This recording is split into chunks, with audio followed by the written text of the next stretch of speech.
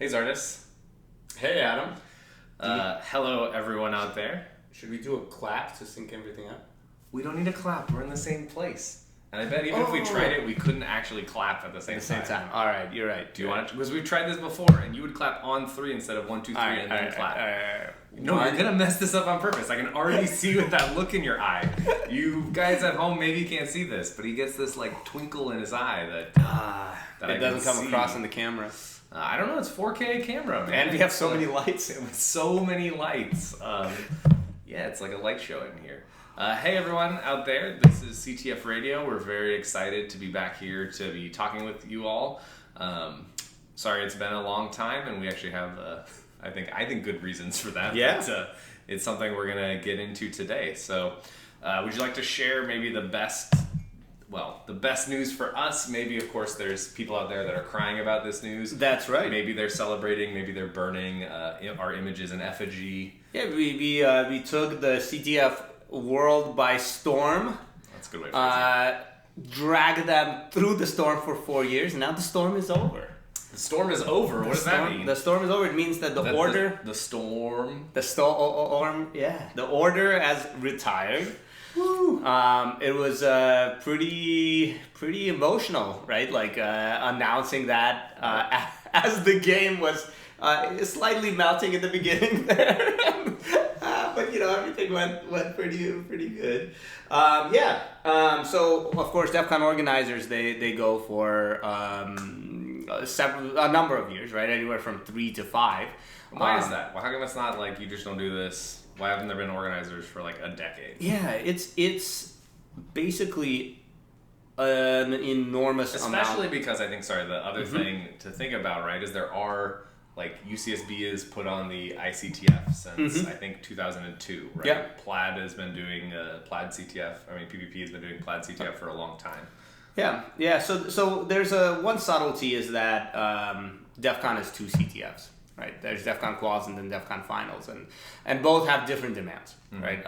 Different demands that basically force you to truly put on 2 CTFs and not like somehow double up on the effort or something. So that's one problem. The other problem is just that it's such a public event, right?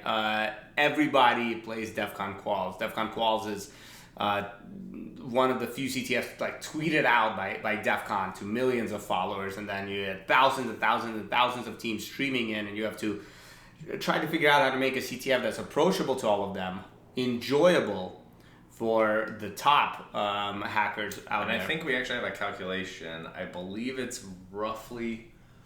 I have to go check this, but I think it's on the order of like 5,000 teams, like just as a very basic. In terms of deduplications, but over the 4 years we hosted, it's roughly 5,000 unique team names. Yeah, and that's I'm trying to remember. That might even be just teams that scored. Yes. I think if you look at registrations, it's even more, and it's a lot of visibility and a lot of work, right? And then of course the finals has this standing as like the Olympics of hacking, right? And you mess something up, or there's somebody that feels slighted, and everything gets very, very heated very quickly, and there's a lot of pressure on that, and there's this in a way that I don't think exists for, at least I didn't feel existed when I was hosting ICTF. There's kind of the eyes of the world upon you, right? There was one time we moved the ICTF the weekend before the ICTF was due to happen. We realized we won't be ready. We moved it a month back. There was one person that was angry. They sent an angry email that they had cleared their weekend cleared their Friday, which sucks. But it's not even conceptually like... Or like the year that we hosted ICTF, I think it was 2011, 2012. Yeah. When things just melted. Yeah. Like 3 hours into the game. The infrastructure It just died. And so we had to we made the decision then to just call the CTF and cancel it, and we would do it later in I think like 4 months later or Yeah. whatever. Yeah. And that happened a couple of times in ICTF history, and ICTF is there to experiment, you know, and sometimes experiments go wrong. So yeah, when that happens with ICTF, of course people are bummed, but that's what it's there for. That's accepted that, you know, in blazing new ground, you're going to stub your toe. DEF CON is expected to blaze new ground to an extent, because every CTF has to be original. Right. You can't just copy last year's challenges, right? But at the same time, it's expected to be perfect, right? And that's it's hard to. We didn't achieve perfection. I don't think anyone's achieved perfection. Yeah, exactly. But that pressure is there. That pressure that no matter what, Friday morning there needs to be a world class, like, on top of its game, you know, and it has to fly. For however many teams flew to Las Vegas, except for the pandemic, to participate. Yeah, and there's a lot of stuff outside of your own control, even, right? Our first year, where we had 10 megabits, or was it 10 megabits for all the teams combined? Yeah, it was horrible. Yeah, it was pretty We bad. didn't know anything. We didn't know to talk to. We didn't know that we should have gone to a goon to get to the knock. To then, like, they would be able to bump us up. And there's all of this event planning that you know. Thank God we had people you know, working in event planning on our team. Otherwise, it would have been insane. Not a lot of people know this, but due to a miscommunication, with so DEF CON is a gigantic conference, right? There's tens and tens of thousands of people that go to DEF CON, and there's maybe 1,000 people total involved in DEF CON CTF. It's of course the flagship event, but it's a small part, and so it can get lost in the noise if you don't know, as organizers, to say, hey, don't forget, and so we need this thing, or we yeah. So Thursday midday. On our first year organizing, we looked at the CTF room, and every team had one table and 2 chairs for 8 people. So you didn't think we could have just doubled them up, like lap sitting? It'd be like double stacked hacking. It's pair programming. Exactly. Yeah, it'd be could have invented the future. definitely very memorable. Yeah. So that sort of stuff. That stuff happens, and you have to deal with it. I mean, when Friday morning, the fire marshal, who is a kind of authority figure that makes sure that... Well, just kind of. He can shut down the whole event. Like absolute monarch that goes in and says, actually, if a fire breaks out in this room, everyone's going to die because you stopped like 1 million people and there's one door, right? Stuff like this. So the fire marshal shows up and says, these cables, they're not triple taped. And this is, you know, Friday at 9:37 a.m. And as we walk into the room with zero sleep. The game, yeah, exactly. Working on solidifying everything all night. And suddenly we had to start taping things down, and we couldn't let the teams in until so it's stuff like this, and all of it, you know, it adds up. The stress before, the stress during. The stress after, if you know, someone's unhappy and now you have to do you know, weeks of no sleep, this sort of relationship management. And I think the other thing that's different is, you know, I think about other CTFs, like let's say HitCon, right? That has, you know, they do 2 CTFs, they do a qualifications and then an in-person event. And I'm trying to think about the differences. I think one of the key things is, in many of those cases, the organization that's hosting the final CTF actually pays for the teams themselves to come on site to visit. And so I think there's a little bit less of a risk of, like, when things mess up, you're much more forgiving in that environment, whereas with, like, you had to pay your own way to get to DEF CON as a team, and then things mess up, like, on top of it being considered, you know, the Olympics. Also, I mean, let's face it, HitCon is organized by HitCon. They're great. Elite. I know, exactly. That's what I was thinking about, all the teams that do, you know, two CTFs. I don't want us to seem that we're... That's right. Yeah, that's right. You know, it's It's a lot of work. I am shocked that HitCon has maintained the quality and the commitment and the, for as long as they have. But other organizers of other CTFs retire as well, right? Now my mind is going blank on the, starts with a G.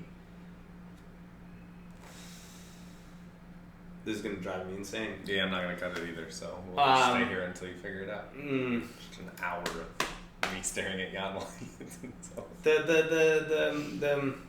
The Beast was founded it.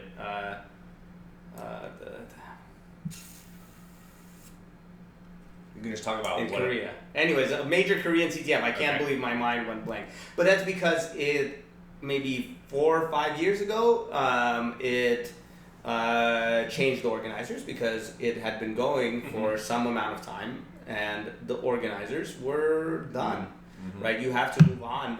You can't continue devoting that much time to an event. And organizers changed over, and then it, at least the first couple of years, it took a while for those organizers to get...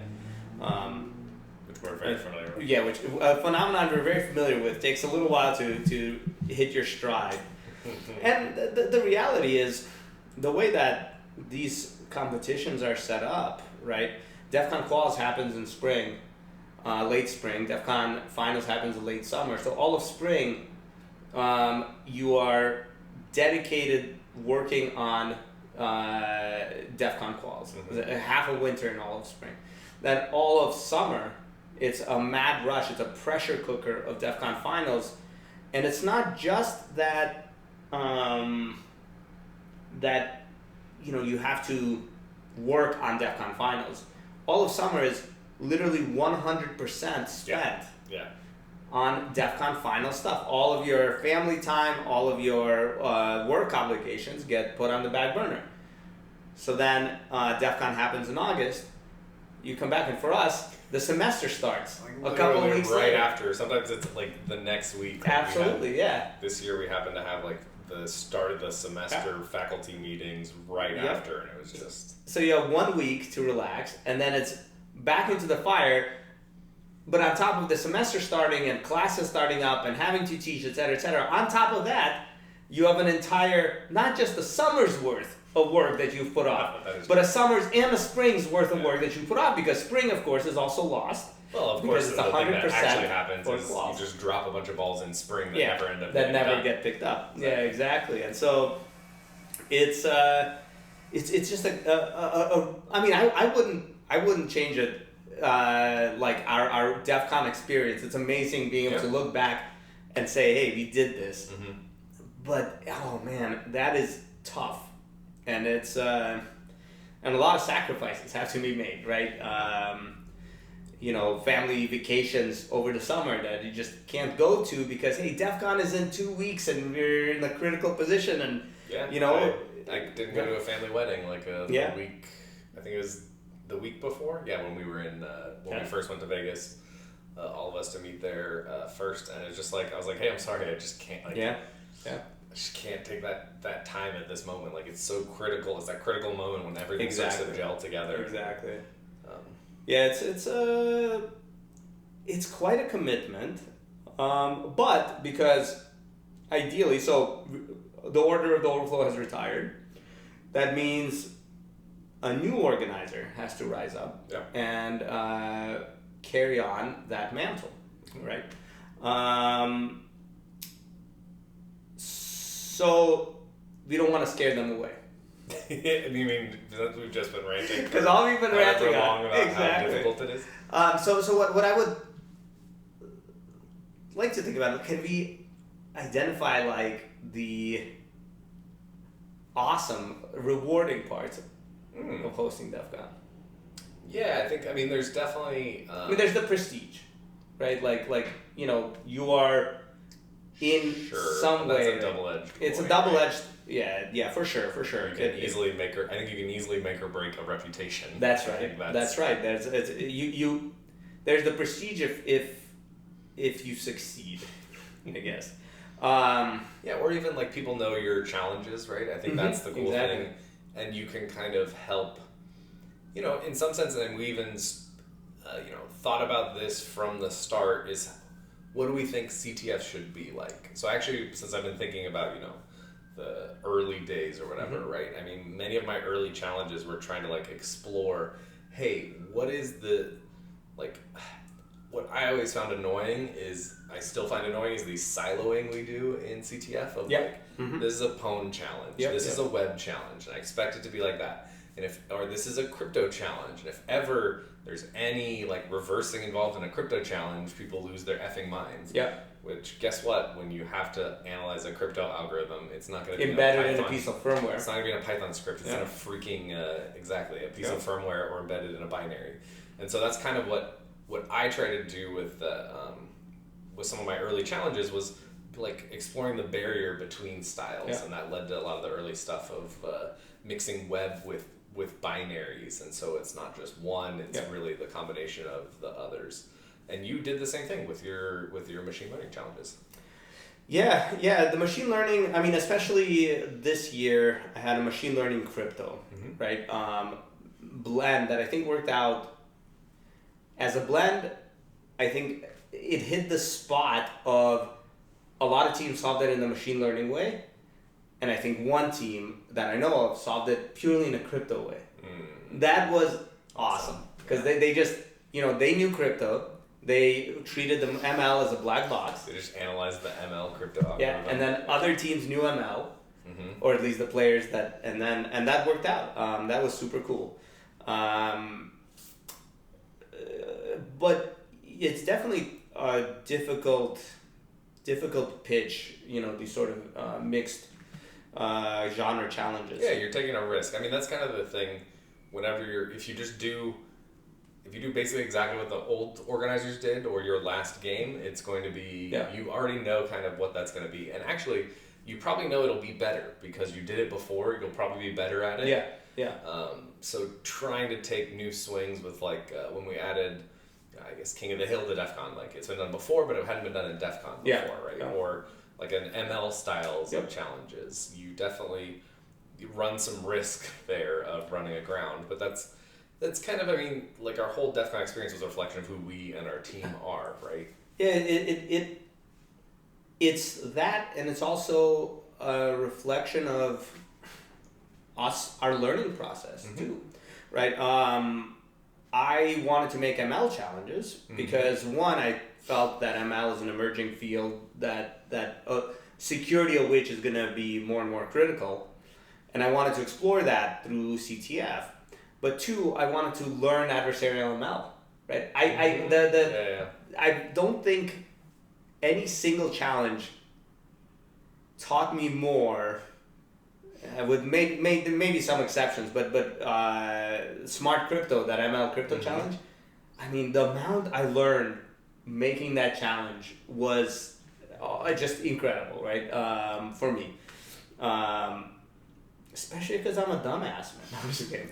And that was really cool. But and on the other hand, you can create challenges that you already have a basis of, and a good example is the virtualization stack, right? So for me, the hypervisor part was built on knowledge of x86 and et cetera. I'm a big x86 proponent, and then diving deep into this virtualization and truly understanding it. That was that challenge, I think, was a lot more in depth than the crypto ML, but yeah, and I think, I mean, I'm exactly the same way. I mean, I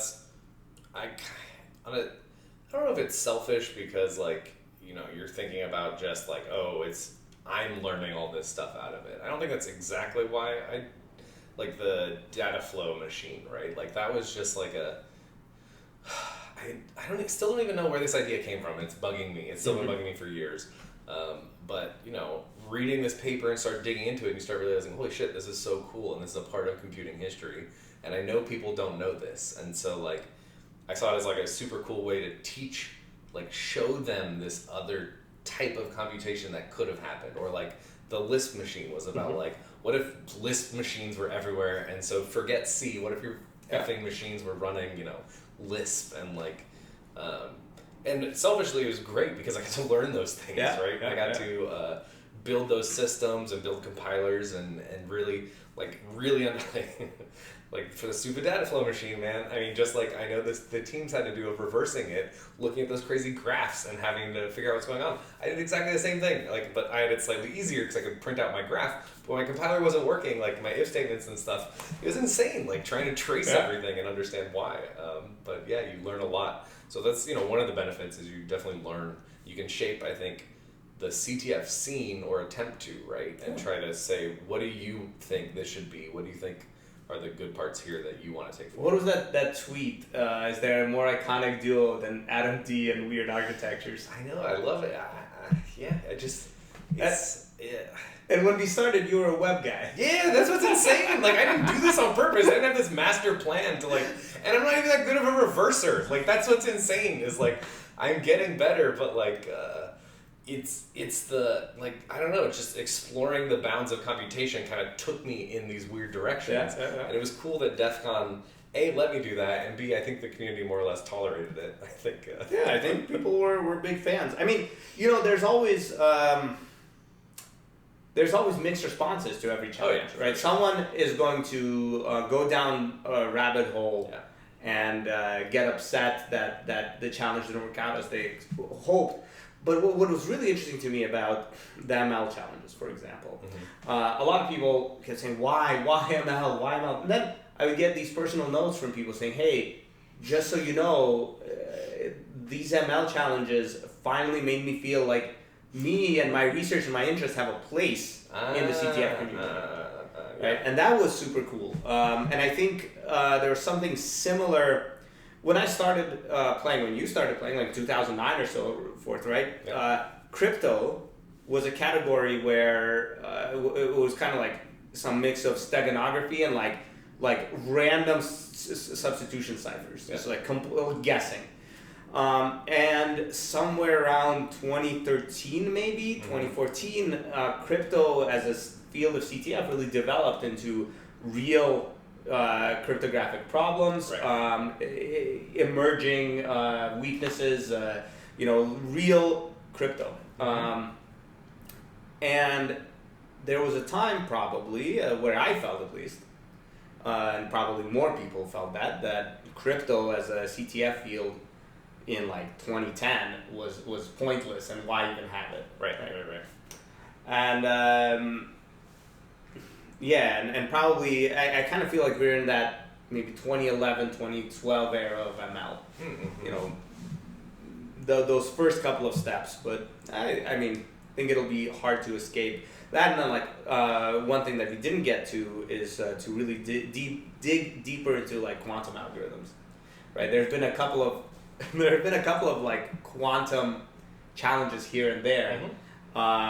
Tiffany had a challenge at Qualls. Yeah.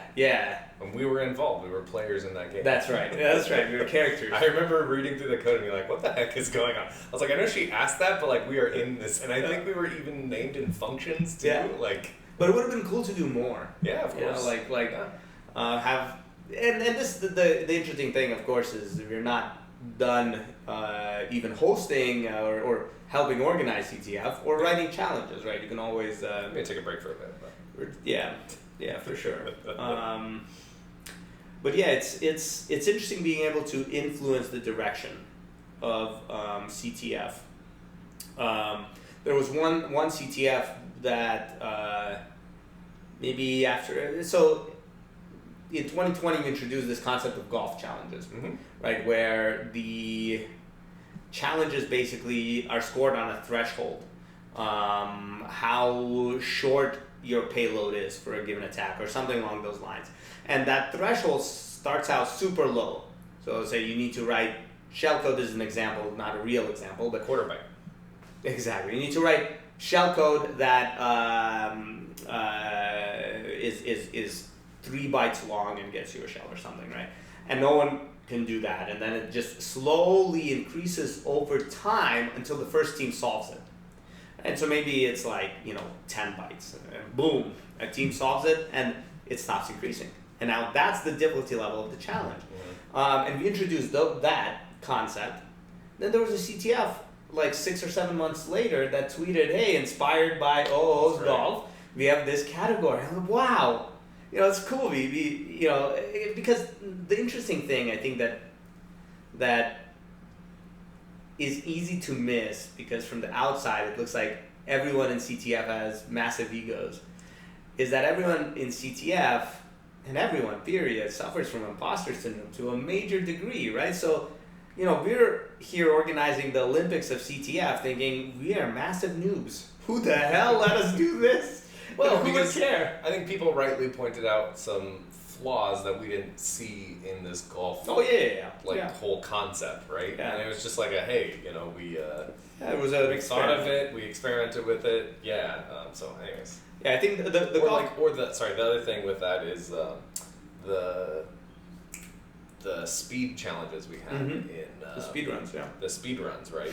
Like we probably could have scored that in a better way, but hey, you know what? We did the best that we could with what we thought at the time, and then that's kind of like we did it, get the ideas out there, see what the community thinks, so that other people can iterate on it and go forward. I think that's a critical thing, is to get the ideas out there and not do it too badly, right? Because if you really screw up an idea, you can burn it, and I feel like I've done that before in the context of ICTF, for example. Not to, it was my fault, but like the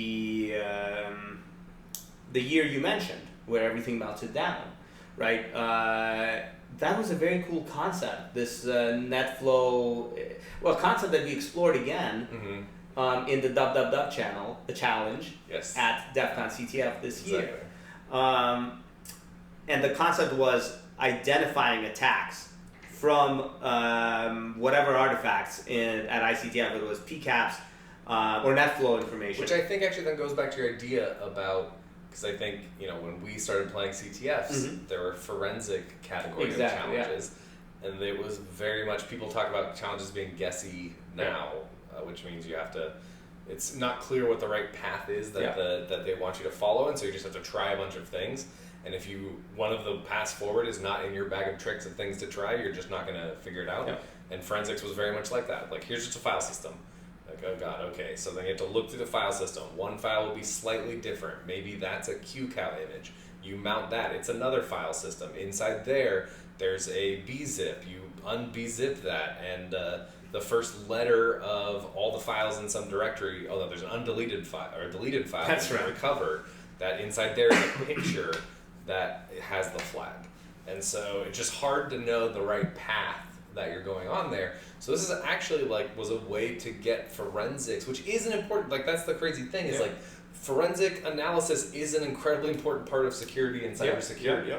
And it's important in malware when you're doing an incident response, trying to understand what malware did to a system, right? All these kinds of things, it's incredibly important. But the way it had been done into CTFs was very not fun and rewarding for a player, and so this, I think, this style of thing was an attempt to try to turn that into something that's fun and absolutely, and I think, in fact, crypto had its renaissance. Right? I think forensics was a little it never quite had that. I think it could. One of the things that we had brainstormed, right? So ASU, we're both professors. For those that don't know, that's Arizona, not I don't know what other A's are there. Arizona State University. There's Alabama, Alaska, Arkansas. Man, you really know your states.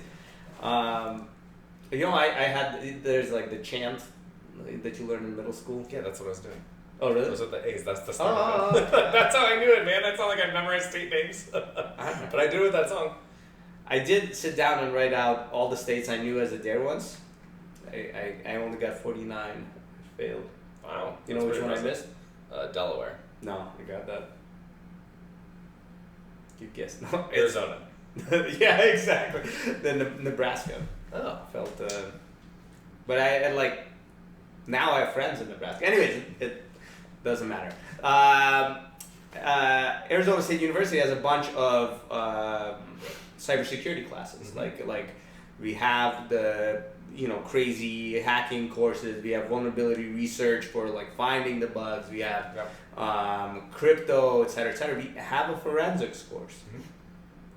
And it would be very cool to use that to create like a new style of like forensics challenge that is guided, but at the same time it's guided like Opponable is guided, in that there is a bug that you can find, and there's et cetera, et cetera, et cetera.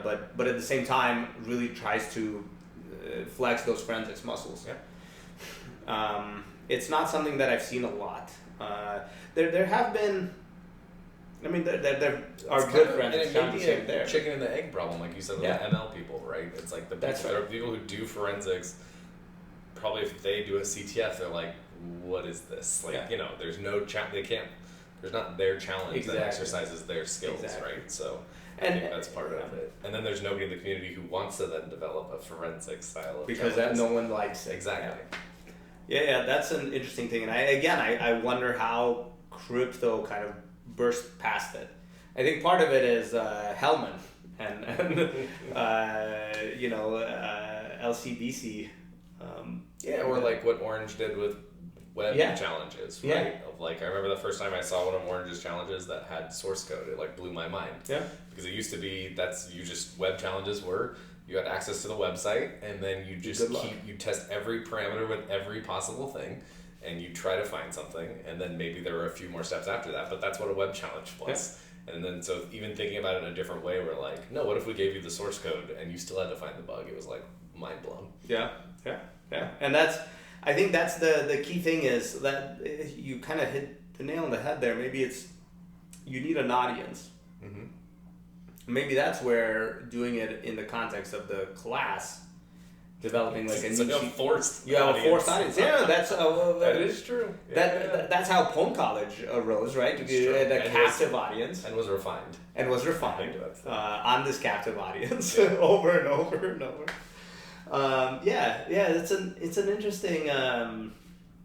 Okay, so what are other reasons that people should be hosting DEF CON? I mean, I think honestly, one of the reasons that speaks to me as an academic is, and I think it goes beyond that, but I think academics do this as well, of they consider it like service. We have part of our job where we're doing service for the community, and not like community service, but like service in the sense of serving on a program committee of conferences, right? We submit papers to conference.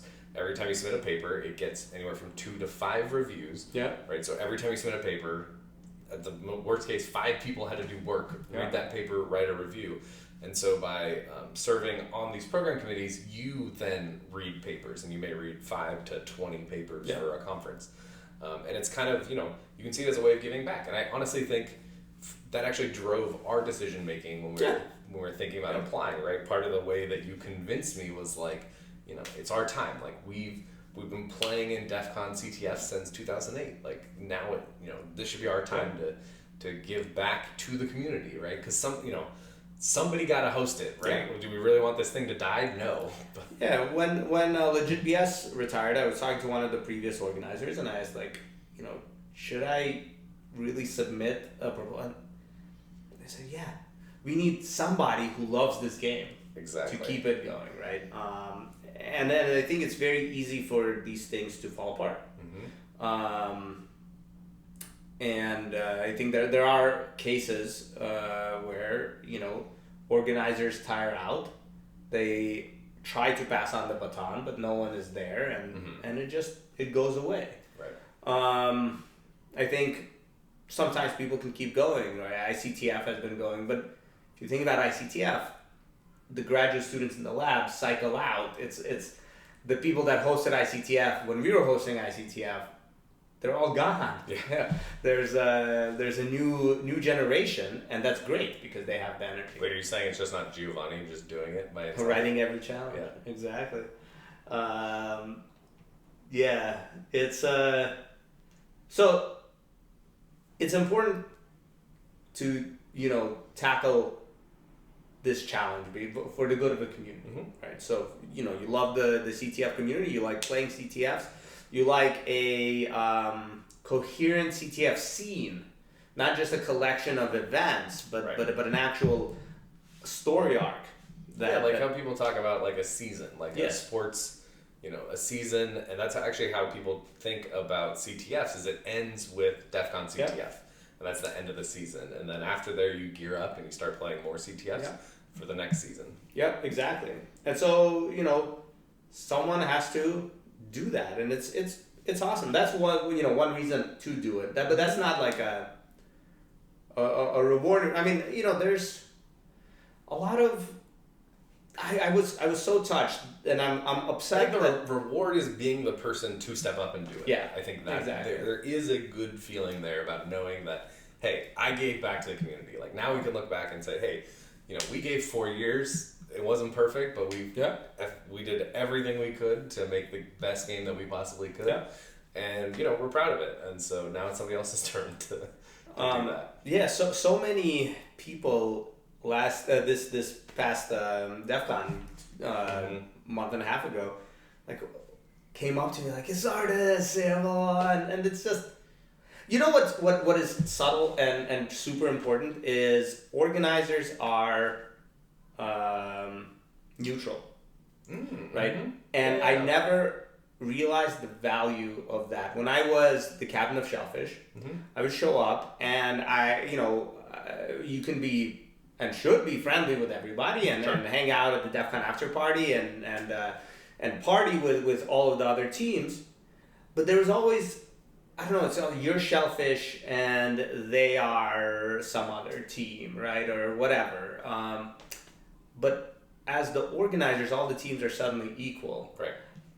And that means that you can actually, especially after DEF CON where there aren't any secrets to keep, especially when you're just retired as an organizer. That's great. It's just everybody suddenly your people, right? They're our players.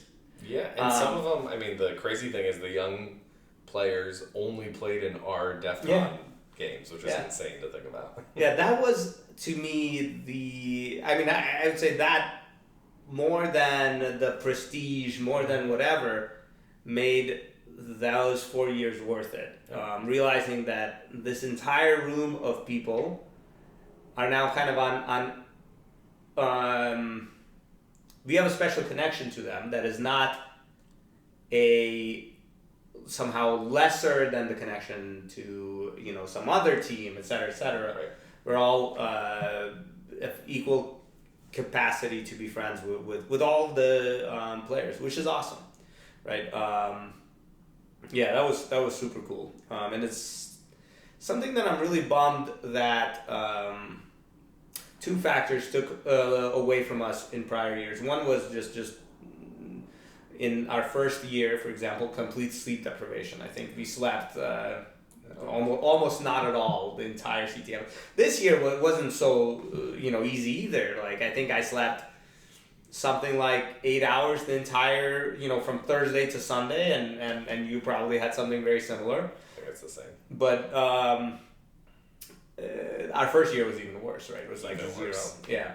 And I hate to think about it, man, but I think it was from Thursday morning to Saturday morning I didn't sleep. Yeah, and that was the first insane. year. I remember because on, I think Saturday morning you went to finally sleep, and the moment you got to the room I had to call you back. It was so bad, and that's when our hotel was in the Flamingo. It was all the way across it the was like street. a 20-minute walk.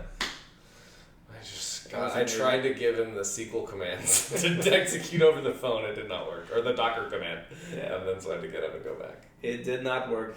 Man, But yeah, and then of course the pandemic, right? So we tried in 2020, right? We hosted a Zoom meeting for the after party, and that was fun to chat with people, but it wasn't the same, right? No. The after parties, those just being able to chat, to do some speed mentoring, because a lot of these super good hackers are super early in their lives. Mm-hmm. Some of them are, I don't know, not done with college. Some of them aren't even starting college yet, and they have all these questions that we can, help give a different perspective as old farts. Yeah, and I think it really comes, honestly, the theme that I'm seeing from everything that you're saying right now is it's like one of the either, I don't know if it's a benefit, maybe it's a prerequisite, or maybe it's a driver for why you would want to host, is that, like you said, you love CTF, right? And so all those things are part of it, right? You love being around other people that love CTFs, and that was the thing that I definitely felt just being there with people and getting to talk to them, and like it's just like you feed off their energy and their like drive, and like talking about challenges and what their favorite ones were, and like that stuff was awesome. That was super cool. I mean, even just wandering around and asking people, like, what was your hyperroll exploit, right? And then they dive in, oh, it was so cool. I rewrote Python's accept hook to, like, immediately eat out the flag. Oh, cool. It was, someone made the flag pop up somehow in on the web page properly. It was like all the way back to my dub challenge, the web browser, where you had to pop up the flag because the terminal window was obscured by something else. So if you tried to print out the flag, you wouldn't be able to read it. Amazing. And I remember, like, it was December that I was working on this problem, and I thought I did freaking everything, and it's this insane part of challenge design where you've invested so much time into it, you're at the end, and then boom, you hit this thing that you never thought of, and you're like, how in the world am I gonna pop up this flag? And I called you, and like we talked about it, and I was like, I wonder, because it was a Next Step operating system, I was like, I wonder if they have the open command, which Mac has to just open a file, and it uses whatever program by default. And I could just open flag, and it would pop up a notepad or whatever the Mac equivalent was, and show me the flag. It was amazing. Anyways. No, it's fun. I mean, and honestly, like, these wacky things that happen when you're developing challenges, like Crowell's challenge from our first quals, where we wrote these insane shell scripts to implement a queue system that shunted people 4 servers around the world. That was absolutely insane. And running off a laptop that was just sitting somewhere in the house we were in. That's right. And that you only, you let them have access, but if they ever crashed it, they were just done and could never try again. You get one shot. If you bring down the laptop, it's over. Hammer ban. Yeah, that was pretty wild. It's like you said, it's love for the community, and it's a certain love for mentorship really helps, because you do get an opportunity to influence people directly, face to face in the after party or whatever, or through challenges. And creating these challenges is a form of mentorship. When Orange started, creating this style of web challenges, he mentored the entire community in challenge design and, the web people in what modern web security looked like. Super cool. Or maybe just like modern web application exploitation, like that. So it's worth it, and I think that when the call comes out, I hope to see a lot of people going for it, which is great and leads us to our next topic. So I think we've already taken some steps to help future organizers. One of the big ones we did is release the proposal that we wrote, so you can actually see the actual Order of the Overflow quote. I appreciated that people actually read it and saw, like, most of the stuff was out there on their philosophy page, but a lot of it wasn't, and kind of had crazy ideas that we never were able to do, like the dunk tank, which I'll have to find. I have the COVID year, we also had an idea to do virtual dunk tanks and also do head-to-head hacking. So you'd have 2 people inside of like a game environment where you're looking at your laptop on a dunk tank, and then you have to hack through a terminal that's on your screen, and the first one to hack the challenge would make the other person dunk. That was what we wanted to do, but I realized fairly quickly after a couple of weeks of working on this that fucking game programming is hard AF, and so I abandoned that. Do you remember when I wanted to do VR dug tanks. Yeah, man, it was fucking insane. It was all insane. That's up. You need like a team to do that. So, anyways, so we've done that. There's some things we're still waiting to do, mainly just honestly time reasons. One of the things I really want to do is release the infrastructure that we wrote to run the finals game. I think, I've done this is like I think my probably second or third iteration. I mean, I did 2 or 3 of the ICTF things, and so this was kind of like the culmination of that. So there's, I think, a lot of cool stuff in there that people can run with and use as a base for their final CTF.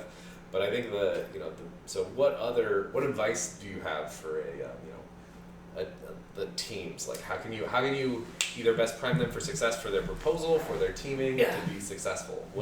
This was something that you had actually told me on sleep deprived insanity. So I probably don't remember. Yeah, either during or shortly after DEF CON this year. Openness and friendliness to the teams and respect for the players. There's a very strong kind of pull to be like, hey, if you're elite, this is an elite competition, you gotta be elite, and if you can't understand what the challenge wants you to do, you gotta hack harder. And that's... and I think, exactly, and I think that we went through our own evolution through that, right? Like, we went, our first year when we were developing these challenges, right, for quals and finals, we would have discussions and we would be like, okay, should we do it like this way or this way? And we're like, well, are these the best hackers in the world or are they not, right? And you'd say, okay, so you always choose the harder route. And then that, you end up making decisions that impact the fun of the game. Yeah. It's easy to forget that, like, hey, yes, you want a difficult game, like, for sure. It's the Olympics of hacking, right? You need something that's difficult, but you need something that's fair. That's the other thing I think. We came in realizing fairness is really important. We don't want to, especially because we have ties to Shellfish, we don't want to privilege Shellfish over other teams. In fact, one of the reasons I went head into ML, especially the first year, is because I was terrified that the types of challenges I would write would be approachable by my teammates on Shellfish. Exactly, who know you so well, right? Yeah. We thought for sure they would have a huge advantage, and so we tried everything we could. So in some ways, right, we instituted policies to say, like, no hints, right? Once a challenge is solved, no hints, and it makes sense from a fairness perspective, because that team that solved it had the same information as all the other teams after them, and so if you release hints, then maybe if you had released that hint, that team that did it first would have done it even faster and could move on to a different challenge, right? So we had this mentality and this mindset of, are these the best hackers in the world or not? And they are the best hackers in the world. And this kind of culminated for me, I think, in 2020 when we had the COVID year, and it definitely was not helped by COVID and only interacting with teams over text and through our ticket system, because they would. Some of our challenges are kind of weird, and so patching them, you'd have to make a tarball, and it had to be in a certain format, and we didn't actually have checks to see if it was in the right format. So there'd be a scenario where you're patching something, you submit it, it gets accepted, but your patch file is actually in the wrong place, so it doesn't get applied, and you don't really know why, and it's very confusing and frustrating to teams. Or we don't check for something basic, and then a weird thing fails later, and the patch gets rejected for a reason that's misleading. Yes, the reason that it gives is misleading, and and it does make sense in terms of fairness to not give any hints, right? Because why it's failing, but exactly because there is so then it incentivizes a team to just keep asking questions every time they run into a problem and never look at their own stuff, right? And second, it may unfairly benefit English-speaking teams that can, easily phrase and ask a question versus teams that don't have English as their first language. So, we kept to that policy, but it just made for a bad game. And it, at the end, it's like, man, is it really effing fun to, not patch something because of something effing stupid? We kind of failed to realize and put ourselves in their shoes of, how frustrating that is. And even though we've been there, that's the amazing definitely thing. Been there.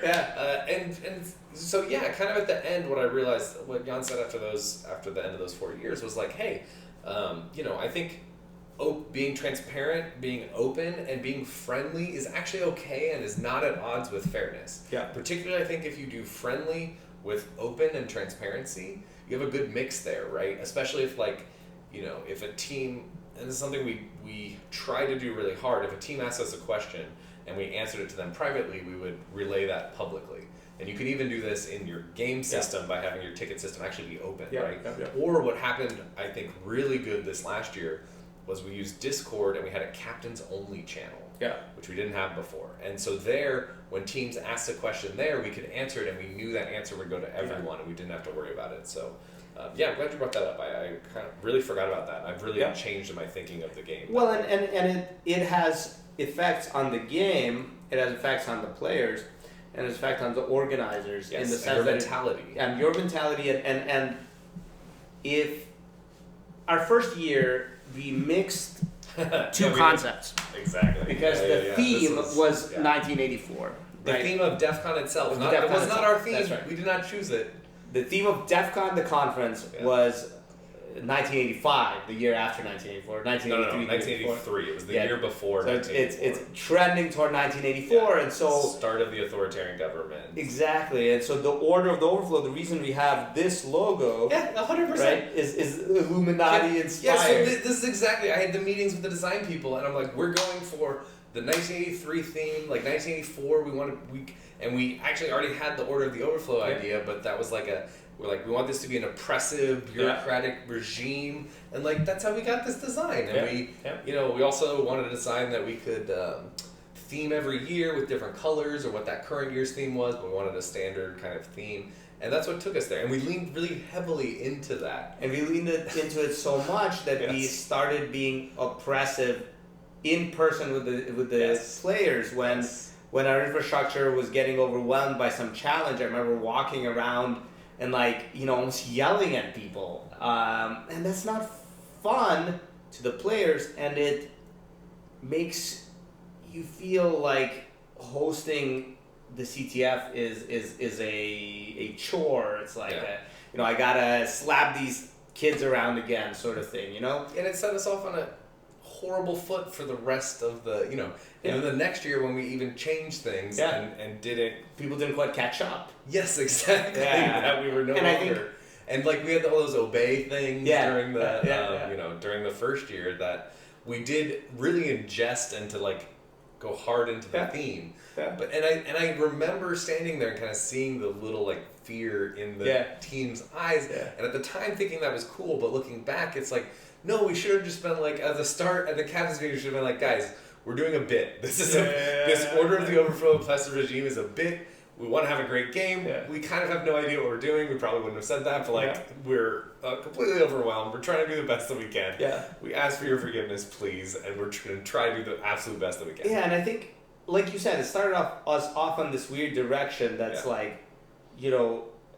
also really weird because we can't maintain that because that's not our persona. No, that's not us. In reality. Yeah, and so when we finally kind of cleaned up that image, let's say, in the COVID year and beyond. Last year, it was very kind of, friendly and everything with the teams. And that, as I said, is when you're at that team meeting and you're, everyone is your players. Exactly. That's the cool thing. And that's what rather than an us versus them, it should have been an us mentality. I think that, more than the sleep deprivation, is why the first year didn't quite, we didn't quite hit that note at the end. On the other hand, we hit the note of holy shit, we survived. Yeah. There was this euphoria for a month or so. It's very important how you position yourself relative to your community. It's definitely something we didn't think enough about. And that's I think a very important advice for the next organizers. That and there's this very subtle mix of having to reinvent the wheel, but also you shouldn't reinvent the wheel. But we. Adam mentioned he had written several iterations of the ICTF framework, right? So you went and looked at that. We all looked at it for DEF CON, and then we decided, okay, but this is a framework that Shellfish is extremely familiar with. And there was an open source version, but it's drifted since then. Exactly. It's not open source. And we can't take something that some team knows better than another team. So we wrote it from scratch, right? Yeah, That's an enormous it was a fairness issue, right? It was like, hey, is it really fair if, what if there's some bug that only Shellfish knows about and they use that to get first place and we maybe don't even know? Turns out they got last place that year, but maybe it's because of the shitty infrastructure. I don't know, but yeah, like that year, I didn't write any finals challenges because I was only building that infrastructure. Yeah, and that's a lot of work, and so I don't know how to avoid that. I think I have an idea. I think with the team, what I've been thinking about is actually our conversation last year with AOE after they won, right? And not. So I think one of the things that we had not going for us was the size of our team. Mm-hmm. So I think because we didn't want to gut Shellfish, right? Mm-hmm. It was you, me, Jeff, kind of as the core, and then we pulled in some people that we knew as like the kind of OG retired Shellfish people, and I think Sean or Odo was like a absolutely key acquisition. Yeah. And I'll talk about him in a second, but like, I think we didn't have a big enough team, right? I think we should probably look at it. We probably grew from 8 to 12 to 14 or 15. I think we had almost 20 people at then. Yeah, and it was absolutely necessary, and I still feel like it's hard to, you get into problems of managing that size of big people. Teams are but, looking back, if we had just taken Shellfish out, right, and just said, Shellfish now hosts, we are Order the Overflow, we could have had access to 20, 25 people from the start. Yeah. We, I think we would have personally felt less overwhelmed. Yeah, absolutely. So I think, consider the size of your team and the request for, and of what you're signing up for. I think that's something we definitely did not think about. Especially, and be honest about how much time you think you can actually devote to it. I think that's the other thing that goes along there. And then the other thing why I brought in AOE, not because of their team size, so I'm not saying you need a 80 or 90 person team, whatever they end up having, because I don't think that's true, right? But I do, I think what they did and what we didn't do enough of is having people dedicated devs and ops people. Yeah. That we had a few. I mean, Odo, which we will try to get on for a podcast, he's very video and podcast shy. Maybe we'll do like a voice changer thing and still about that. I don't know. That would be awesome. And like the Phineas Fisher interview. Yes, where exactly. The moped with the yeah. Or maybe we can do one of those like anime things where they do the VTubing. Yeah, exactly. So, anyways, but the point is, I think, and that's what we learned with the AOE thing, is they had a dedicated, that the first year that they won in 2020 is when we introduced this idea of stealth ports. Yep. And they didn't need to tell their team what port to go for or having to change the thing. They had one configuration switch they could just change, and everybody would now go stealth or everybody would now go normal. Yeah, and like that was through ops and networking and building, and we didn't have a big enough part of that team that was just dedicated. For sure. Yeah, I mean, initially it was just Odo, and then, like you said, that finals, we realized, okay, shit, there needs to be more than just Odo, because he handled all of the physical and network level infrastructure and the compute substrate, but there needed to be a lot of services that ran on top of that, and then the game stuff, and then you need somebody that understands the services too to work with, and when people need to do non-standard stuff that doesn't fit your model, how do you support that? How do you have crazy Xboxes? There's all kinds of insanity. There were stuff, the last year that we wanted to do to our finals infrastructure, and we had some cool ideas of how to improve it in different ways, or, oh god, I don't want to talk about it now, but the fucking, you kept hounding me to do the thing so that the game state JSON would never possibly leak, and I just didn't do it because I was developing a challenge, because to me, writing the challenge was cooler than working on the infrastructure stuff. That's super tricky to balance, and if you had started out with 20 people and grew to 28, that would have especially if 5 of those people was just dedicated to dev and infrastructure. Yeah, but like you said, it was very hard not to gut Shellfish irreparably, and even though, actually, I don't know if you know this, Giovanni called me and said, "Are you insane? You're gonna destroy your career, early and blah blah blah blah. If you're gonna host this thing." And when I said, "No, Giovanni, you gotta do it," yeah, and he's like, "Okay, but don't go off alone. Take shellfish. It's fine." And I couldn't bring myself to No, to I don't think fish would have forgiven us. So Yeah, I'm yeah. happy. But this is I think another piece of advice is what we did very well is we reached out to Slipper, Yes. right, from Oops, and he was instrumental. He was like a core instrumental member of, in terms of coming up with these tough as nails, super one year he had the whole he had his own virtualization series. Yep. Single-handedly. 1 year he had a blockchain crazy mining challenge that we spent, I think, $8,000 of AWS credit on, and so on, and that's super critical. That his role was super critical, and we reached out through the community because we knew him. He had, etc. And everyone in the CTF community, more or less, has ties to other people in the CTF community, and exploring those, not being afraid to kind of cross team boundaries. Yes. To create a solid group for organizing. Exactly. I think you need a core of people that you know and trust, right? And then, but I think, reaching out. I mean, honestly, I could see a future organizers being built from kind of like a super team, like 3 or 4 people from different teams that know each other through CTFs. I think they could probably create a great freaking team. The other thing is, when we started organizing, of course, Legit BS said, "Hey, if we can help, let us know."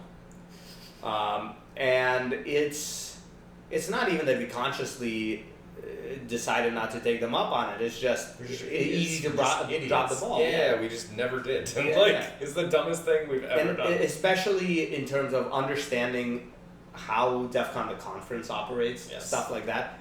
So when we say, "Hey, we're gonna help the next organizers," that's a very important thing to take. It's a promise. It's not a suggestion. Yeah, exactly. I think especially the logistical things, even possibly the infrastructure things, right? Like which would force, I think, many of us not to play, but I think that's even worth it for. And we even have a CTF. contingent of 2 to 3 people who were very upset, or I think that's fair. They would have loved to have kept hosting, right? Yeah. And many of them were our new people that we brought in the last year or two, who didn't have the 4-year drag on them to be we're freaking done. And I think they understood. They understood it by the end of the last one and then we're like, we went through that 4 times. But I think to the future organizers, right, we'd be happy to connect you with. That is a suggestion. If you want that, we're happy to connect you with those people. We'll probably offer it if they want to, of course, and then that'd be somebody to tap into for a small finder's fee. No, but yeah, and like we will help you navigate the conference. We have event coordinators and people who understand how to work with that process and understand. We have checklists of things that they made sure that they did. Like Jan said, we can be available just as a brain dump. We can be available for multiple meetings. Hey, did you remember to do this? Did you remember to do this? And we can keep it at a logistical high level so that we can still play. Yeah.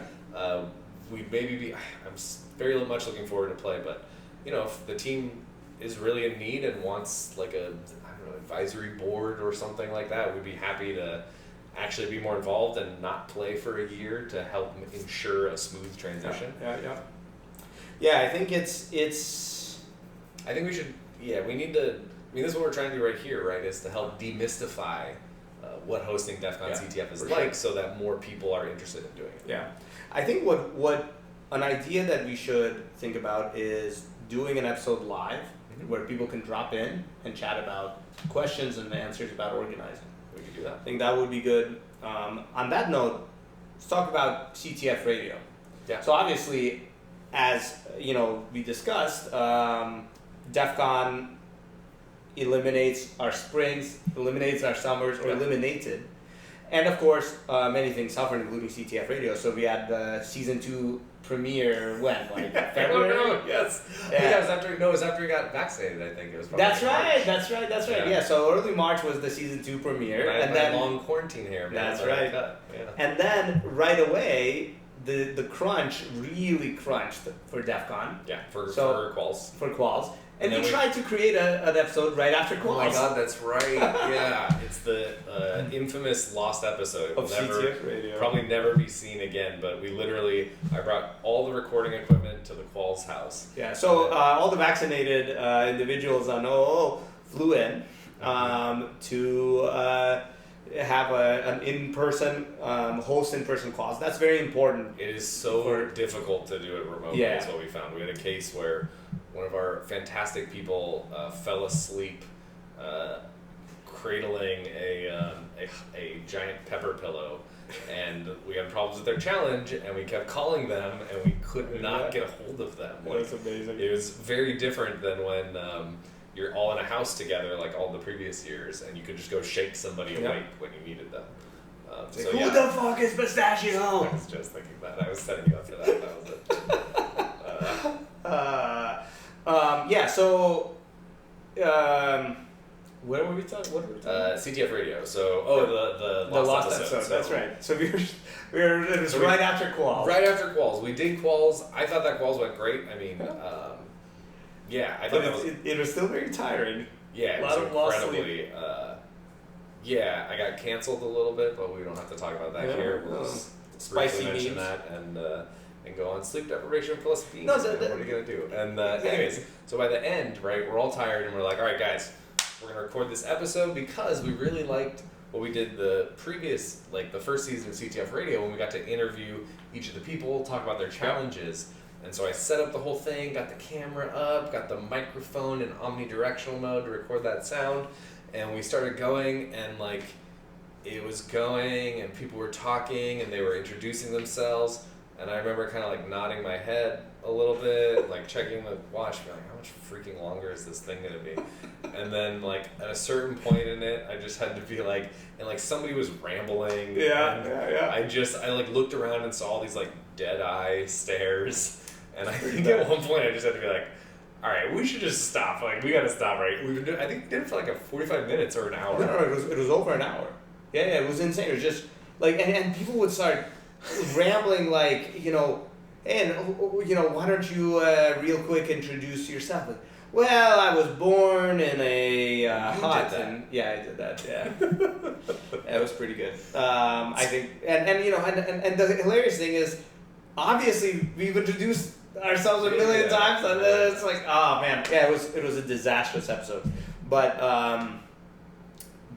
it's just been too busy, right? So immediately after quals, we had to dive right into finals, right? Because it wasn't just we were back in person. It wasn't just that, hey, we really have to get this right for our last year. It was also we have to host an in-person and online finals. Oh that my God, works in a hybrid mode. Oh man, with half of our team remote. Yeah, that was actually the crazy thing. It was actually more difficult than the COVID year and more difficult than an in-person year because you had to do both, and it just like it was brutal. It added so much, like, with the team, our team being remote, right? It's harder to ask somebody to quickly do something because they're on Zoom or they're on a different time zone and not there, and so you just have to do the stuff. And and so that was that eliminated CTF Radio, and then of course immediately the semester starts, and then my daughter brings back some brutal cold from daycare, lays me out for like 3 weeks. We've had a CTF Radio on our calendar for like 5 weeks now. Yeah, and every week it's like, okay, I'm just too crazy with the semester. It's like, okay, I can't actually get out of bed because I feel like... Yeah, and he calls me, he's like, Adam, sorry, I just taught a class and lost my voice. Exactly. But we're back. Now we're back. Boom. So... do you want to talk about the goal of what we want to do going forward, or? I think it'd be good to cover. So this is season 2, episode 2. Yeah. What's episode 3, 4, 5 going to be like? Yeah, our big goal. I mean, we want to continue on this theme. One of the things we really care about is that baton passing from us to the next organizers. So, what we're going to try to be doing is reaching out to prior organizers, bring them into CTF Radio, interview them, learn about their experiences so we can see from their perspective how they approached hosting, how it went, what kinds of tips and tricks, the things we should have done before we did it, but now we know that we should have. And so I think that'll be great. I think that's what we'll promise for now. We'll try to, record some other episodes. I think now that we're kind of free agents, it gives it a super cool opportunity to talk to and interview, talk to different teams, talk to different people. I would love if anyone's out there listening when when we start having in-person CTFs, we would love to do like a live CTF radio during a CTF. Yes. We can interview the teams, interview some of the players. I think that would be amazing. Yeah, especially like you said, as neutral players, I hope that even if we play I've been playing, man. I've been getting some flags. That's right. I've been catching up on Yeah, man. You not just that. You need to catch up on your immune system, man. You've been sick for I'm giving up on that thing. That's it. No, so I think hopefully at this point we have a proven track record of being able to switch into the neutral party, and it would be very cool while the CTF is going on to be able to talk to people about things like what are they thinking right now, et cetera, et cetera, et cetera. Of course, that would not be relevant after the CTF. And then compare, I think it would be very interesting to see that whole life cycle of that thought process. Oh, that's cool. Yeah. I like that. He's never told me that idea before, Yeah, I just came up with it. Well. So, anyways, it would be also very cool to see. We have some feedback from listeners as well that have sent us. I think after the season 2 premiere, the season 1 finale, I can't remember which, but we do have some great ideas. We'll get to them and start recording some episodes. Now that we absolutely. I think the other thing, professional editing. Oh. So this episode is gonna get edited by someone other than Adam, and in fact, I'm doing zero editing, but sure. Sure, or that. In fact, the next thing I say, I'm gonna say backwards. It'll be edited to make me speak backwards. No, why? What? Say. What? No. It's a waste. What? Sorry. That was yes backwards. Okay. What? I don't know what's going on here. He's coming up the deep end. All right. I think this is it. I think this is where we get dragged off, with the big. DT should have done with you at the closing ceremony. That's right. You were freaking in your insane. Oh my god. Yeah, that's amazing. You know what's on YouTube now? I know. I sent it to you. It was amazing. That's right, you did. Yeah, it is. Oh man, this is. I sent it to Brooke because I gave her a shout out. 8 freaking hours across 4 days of sleep. And yet, me sitting in that audience, the high of being done was so high and it was so great. I just remember looking over at the teammates and some of the newer ones who hadn't gone through it were just dying. One had his sweatshirt around and was putting the hood over his face. I look over, it's like it's a vomit bag. He's vomiting on a plane, but into his hoodie. And I'm just sitting there oh, you sweet, sweet summer child. This wasn't even the worst one. Yeah, that's the amazing thing. It finished on such a high. Everything that was awesome. Crazy. Great stuff. Well, thank you all for listening. I know this has been a bit of a ramble, but we needed to get the ramble out of our systems. Yep. Are we outroing? Yeah, let's do it. I will read the outro. So thanks for joining us today, everyone. I'm Adam D, and you can find me on Twitter at Adam Dupay. He's Zardus. You can find him on Twitter at Zardus. Together, we are CTF Radio. You can find us online on YouTube and Twitter at CTF Radiooo. You can send your questions through email, ctfradioo@gmail.com, 3 O's. And who knows, your questions may end up on a future episode of CTF Radio. Take care and happy hacking.